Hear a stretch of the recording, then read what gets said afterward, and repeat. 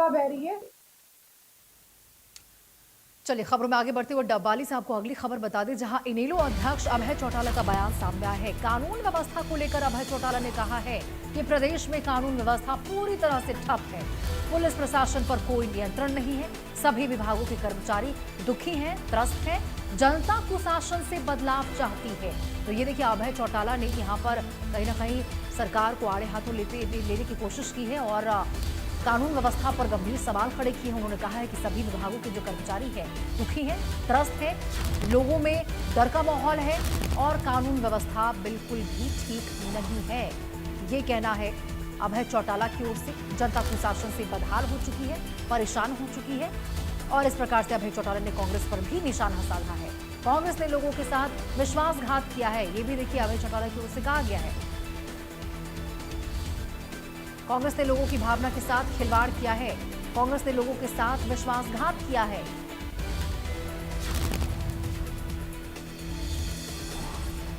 जनता कुशासन से बदलाव चाहती है।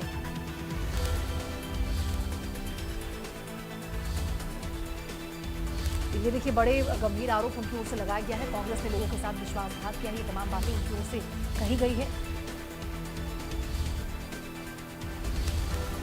उन्होंने कहा है कि कांग्रेस ने भी लोगों के साथ विश्वासघात किया है। तो देखिए, कानून व्यवस्था के ऊपर सवाल तो खड़े किए ही हैं उन्होंने, और साथ साथ में बीजेपी कांग्रेस दोनों ही के ऊपर सवाल खड़े किए गए उनकी ओर से।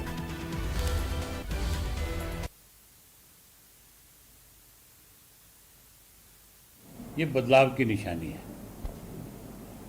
आज लोग भाजपा से भी और कांग्रेस से भी, दोनों से दुखी है। भाजपा ने तो इस प्रदेश को, देश को जात पात, मजहब और धर्म के नाम पे बांटने की कोशिश करी और कांग्रेस ने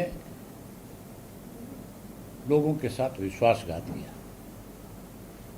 उनकी भावनाओं के साथ खिलवाड़ किया। जिस कांग्रेस को लोग सत्ता में लाना चाहते थे, उसी कांग्रेस ने अपने उम्मीदवारों को हरा करके भारतीय जनता पार्टी को फिर से सत्ता सौंपी। आज हर आदमी जो है, चाहे वो स्कूल कॉलेज में पढ़ने वाला बच्चा है, चाहे खेती करने वाला किसान है, चाहे व्यापारी है, कर्मचारी है, मजदूर है, हर वर्ग के लोग अब इस बात को बेखूबी जान चुके हैं कि किस तरह से बीजेपी तीसरी बार सत्ता में आई और किसके मदद करने से आई। अब लोगों ने एक मन बना लिया कि आने वाले वक्त में चौधरी देवीलाल जी की नीतियों को आगे लेकर के आएंगे और फिर से इंडियन नेशनल लोकल पार्टी को सत्ता सौंपेंगे। बीजेपी ने पिछले 2 साल में बहुत सारे ऐसे फैसले लिए जिससे आम जनमानस दुखी हो गया, परेशान हो गया। चाहे वो भाखड़ा का पानी हमारा कम किया गया तो भाजपा की सरकार ने कोई स्टैंड नहीं लिया। उसके बाद बिजली की बिलों में बढ़ोतरी करने की कोशिश करी गई। आज भी ग्रीन इलेक्ट्रिसिटी के नाम के ऊपर प्रदेश की सरकार के ऊपर से बारी बारी से प्रेशर दिया जा रहा है कि इसको निजी हाथों में दे दिया जाए। हमारी पार्टी अकेली पार्टी है, इंडियन नेशनल लोकल पार्टी। हमारी पार्टी के सीनियर नेता चौधरी संपत सिंह लगातार